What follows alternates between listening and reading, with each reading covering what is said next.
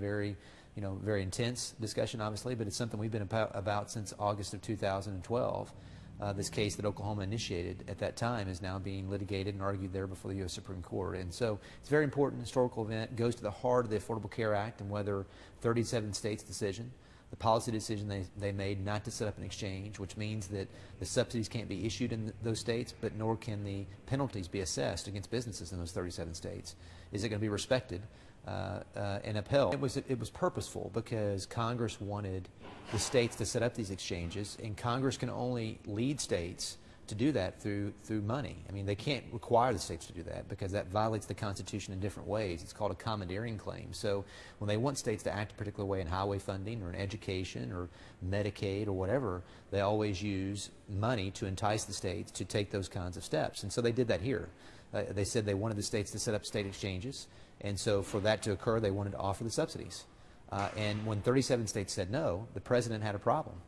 Because the subsidies could not be issued in those 37 states. But here's the kicker. Neither could the employer mandate penalty be assessed. The Hobby Lobby case from last year that we saw play out on the national stage, David Green at Hobby Lobby was facing $1.3 million a day in fines and penalties because he was not willing to offer the health insurance that HHS said that he should provide. And so that $1.3 million a day, if we win this case, could not be assessed against Hobby Lobby nor any other business in the state of Oklahoma in enforcement of the law. So it's a hugely important case in that regard. From a legal perspective, it's that the IRS and many of these agencies have just changed the law after the fact. I mean, we live in this world today out of Washington, D.C., number one, that says it's command and control. We know what's best and do what we tell you to do, whether it's in energy policy or health care or Dodd-Frank and the banking law and the rest.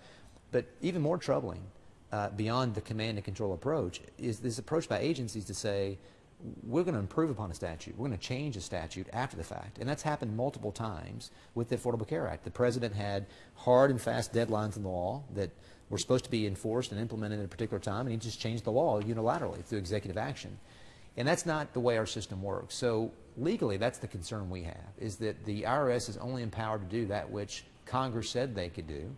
And here, they can't issue the subsidies and they can't assess the penalties in 37 states. And the fact that 37 states said no to the money doesn't give the president license to change the law after the fact.